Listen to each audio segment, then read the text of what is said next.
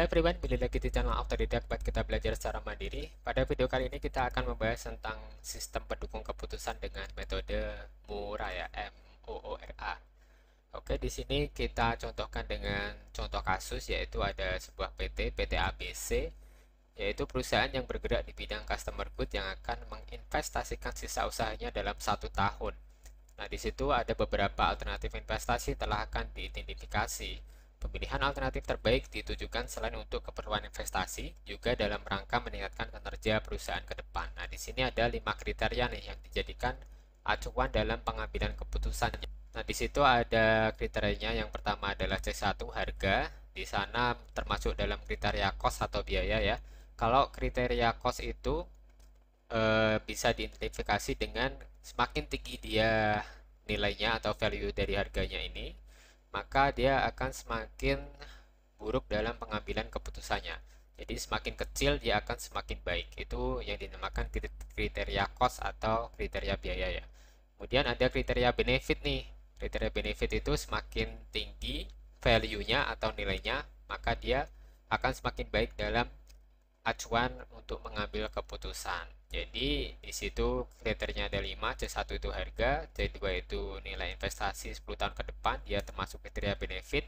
Terus daya dukung terhadap produktivitas perusahaan, dia termasuk kriteria benefit atau keuntungan ya. Di situ ada range-nya tuh, yaitu 1 itu untuk kurang mendukung, 2 untuk cukup mendukung, 3 mendukung, dan 4 sangat mendukung. Kemudian kriteria keempat ada prioritas kebutuhan. Nah, ini termasuk kriteria biaya juga atau cost. Di situ range-nya yaitu 1 itu kurang berprioritas, 2 cukup berprioritas, 3 berprioritas, dan 4 sangat berprioritas. Kemudian kriteria yang terakhir yaitu ada ketersediaan atau kemudahan. Nah, ini juga termasuk dalam kriteria benefit atau keuntungan. Dengan nilai 1 itu sulit diperoleh, 2 cukup mudah diperoleh, dan 3 sangat mudah diperoleh. Nah, selain kriteria, kita juga akan memberikan bobot preferensi dalam setiap kriterianya. Nah, di sini untuk kriteria 1 yaitu 25%, kriteria 2 15%, kriteria 3 30%, kriteria 4 25%, dan kriteria 5 5%. Kemudian ada 4 alternatif yang akan diberikan, yaitu alternatif pertama membeli mobil box untuk distribusi barang ke gudang, alternatif kedua membeli tanah untuk membangun gudang baru, A3-nya maintenance sarana teknologi informasi, dan alternatif keempat pengembangan produk baru. Nah, dari 4 alternatif ini akan dipilih satu yang terbaik ya. Nah, dari situ kita menggunakan metode MORA tadi. Nah, langsung saja kita buat tabelnya. Nah, di sini alternatifnya kita isi dari A1 sampai A4. Kemudian kriterianya dari kriteria 1 sampai 5.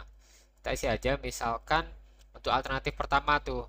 Nah, alternatif pertama membeli box itu dia kriterianya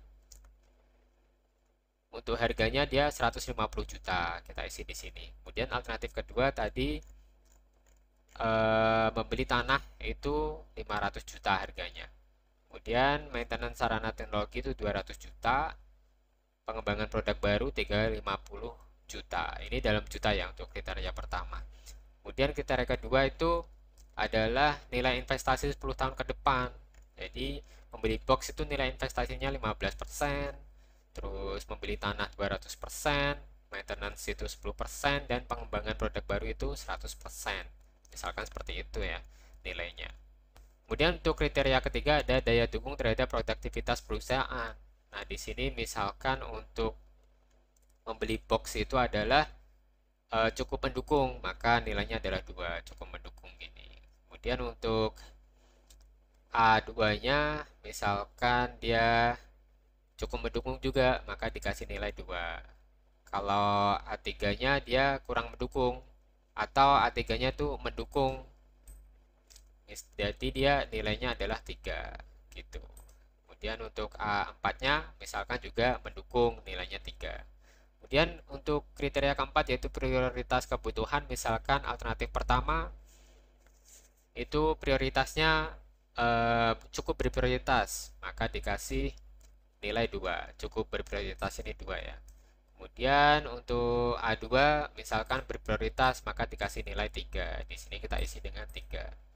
Kemudian untuk alternatif ke 3 misalkan dia adalah kurang berprioritas, maka dikasih nilai 1.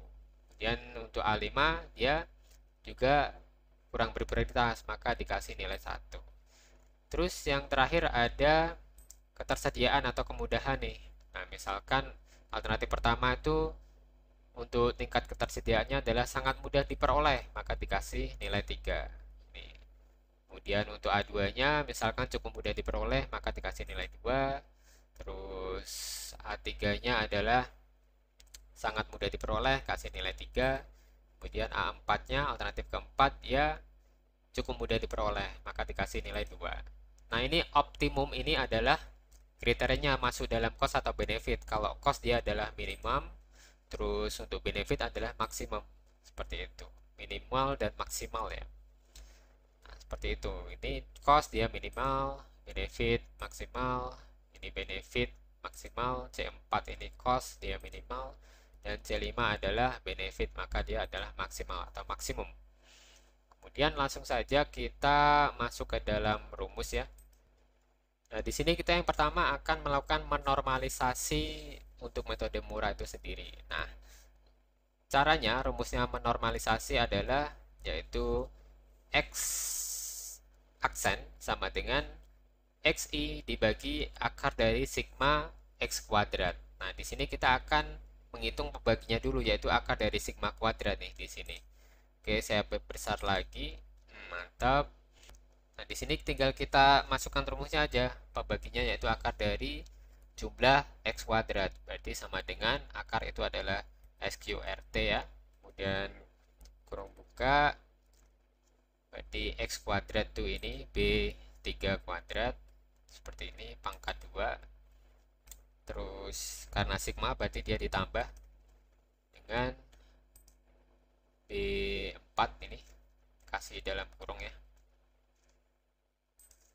Seperti ini, dia di pangkat 2 juga, terus ditambah dengan B5, kasih kurung buka juga ya di sini, pangkat 2, terus ditambah dengan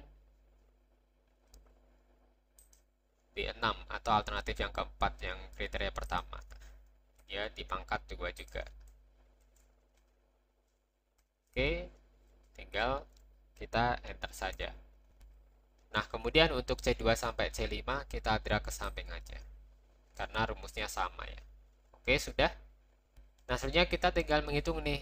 Tinggal XI dibagi dengan pembaginya tadi ya. Jadi ini sama dengan XI ini dibagi dengan pembaginya. Karena pembaginya tetap, dia kita lock dengan menggunakan F4 ya.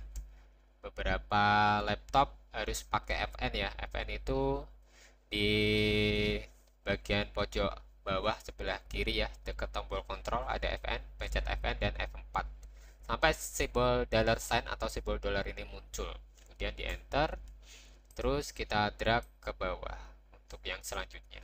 Kemudian ini juga sama dengan XI dibagi dengan pembaginya yang ada di C2 ini.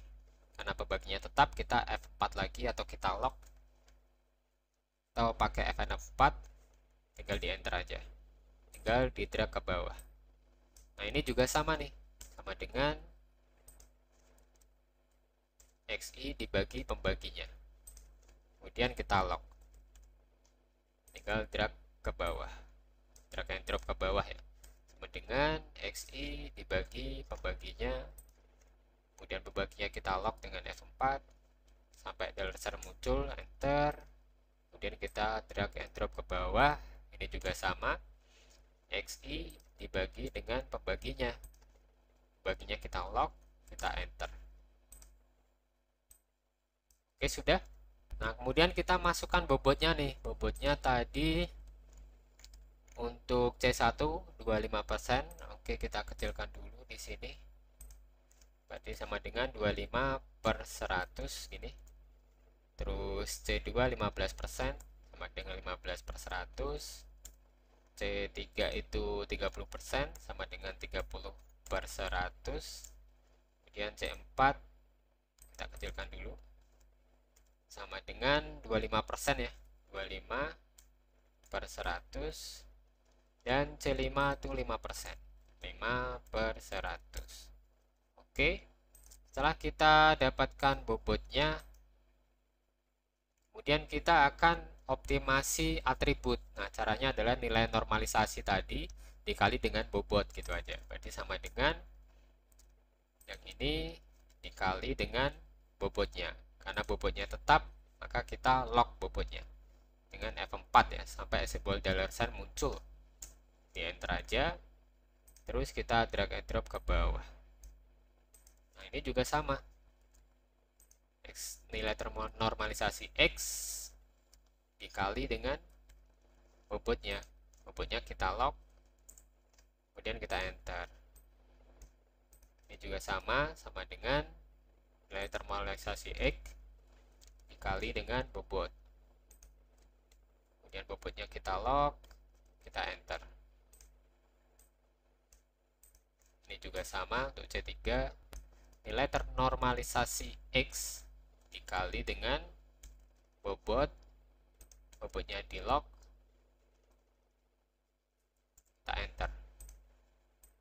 Kita drag and drop ke bawah. Ini juga sama. Nilai normalisasi X dikali dengan bobot. Bobotnya kita log, dan kita enter. Oke, sudah. Setelah sudah, maka tahap selanjutnya kita akan mencari nilai maksimum dan minimum. Kemudian kita mencari Y ini. Y ini rumusnya adalah nilai maksimum dikurangi nilai minimum. Baru nanti kita ranking. Nah, nilai maksimum ini gimana? Nilai maksimum itu nilai yang maksimal yang ada di alternatif 1 dari kriteria 1 sampai 5 itu yang maksimal kita jumlahkan. Kalau di sini berarti coba kita manual dulu, berarti sama dengan ini yang maksimal kan ada di C2, C3, dan C5. Makanya kita tambahkan yang ini C2, terus ditambahkan dengan optimasi atribut C3 dan C5. Oke, tinggal di enter, terus kita drag and drop ke bawah ya. Itu yang selanjutnya. Nah, ini sudah menghitung otomatis ya. Kemudian untuk minimal atau minimum, berarti yang ambil yang minimum. Minimum itu yang C1 dan C4 aja. Berarti sama dengan, karena dia sigma penjumlahan, berarti C1 ditambah dengan yang C4 yang ini ya. Oke, kita enter, kita drag and drop ke bawah. Nah, seperti itu. Baru kita hitung YI, yaitu sigma dari nilai maksimal atau optimasi atribut maksimal dikurangi optimasi atribut minimal. Jadi sama dengan tinggal ini dikurangi dengan ini aja. Oke, sudah. Kemudian kita drag and drop ke bawah. Tinggal kita ranking nih, berarti sama dengan ketika jarang, terus kurung buka kurung tutup. Nah, di sini kita pilih nilainya, kemudian kita pilih referensinya.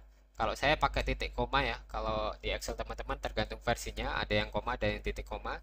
Dilihat aja yang bagian sini agak kecil nih, rank, number, terus titik koma. Kalau koma ya pakai koma. Ya saya titik koma. Kemudian referensinya kita blok di sini. Karena referensinya tetap, kita lock aja pakai $sign ya, F4 atau FN F4. Kemudian titik koma, ordernya kasih 0. Gitu aja. Oke, sudah. Kemudian kita enter. Nah, tinggal kita drag and drop ke bawah. Maka sudah ada nih rankingnya, ranking 1, ranking 2, ranking 3, dan ranking 4. Nah, sebenarnya selain dengan mencari manual, kita juga bisa menggunakan rumus pengkondisian nih. Ini saya contohkan aja dengan menggunakan rumus pengkondisian. Caranya tulis saja sama dengan, terus kita pakai pengkondisian if ya, berarti if, terus kurung buka kurung tutup. Logical testnya adalah jika yang di sini yang ada di B7 atau di nilai tabel optimum ini adalah maksimal. Nah, karena ini adalah tetap nilainya tabelnya, maka kita log yang ada di sini. Kita log pakai $sign F4 sama dengan, terus tanda petik, ini adalah maksimal ini. Kemudian petik lagi, titik koma, terus baru nilainya ya, value-nya. Jika dia maksimal, maka yang ada di optimasi atribut ini, terus titik koma, 0, tergantung Excel teman-teman ya. Berarti value false-nya adalah 0, kemudian kurung tutup, terus ditambah, kemudian kasih lagi jika semuanya ya yang di optimal ini, optimum ini adalah, kemudian di lock lagi F4 sama dengan maksimal, terus titik koma, kemudian kita ambil nilainya di sini, terus titik koma lagi, value false-nya jika salah adalah 0, kemudian kurung tutup lagi, terus ditambah if atau jika, kemudian kita ambil nilai optimum yang ketiga, ini adalah di lock juga sama dengan maksimal, terus maka kita ambil value-nya yang ada di sini. Oke, sudah. Jika salah adalah 0, terus tambah jika, kemudian kita ambil yang selanjutnya yang C4 ini, nilai optimumnya adalah kita lock juga maksimal ya, untuk yang maksimal, terus titik koma, kita ambil nilainya yang sebelahnya, jika tidak nilainya adalah 0. Oke, kurung tutup, kemudian yang terakhir if atau jika optimum yang ada di C5 adalah maksimal, kita lock dulu, tapi lock sama dengan maksimal titik koma, maka kita ambil nilainya. Oke, terus titik koma, jika tidak nilainya adalah 0. Oke, sudah. Kemudian kita enter aja. Nah, hasilnya sama kan, tinggal kita drag and drop ke bawah. Nah, di sini juga sama nih, tinggal kita copy aja seperti ini, di copy, enter, terus di sini kita paste, tapi nilai maksimal ini kita ganti dengan minimal, min, seperti ini ya. Ini kita copy, kita paste di sini, kita paste di sini, paste di sini, paste di sini, kita paste atau paste, kemudian kita enter. Nah, nilainya sama juga. Oke, tinggal kita lakukan pengurangan seperti tadi, sama dengan sigma dari optimasi atribut maksimal dikurangi dengan optimasi atribut minimal atau minimum.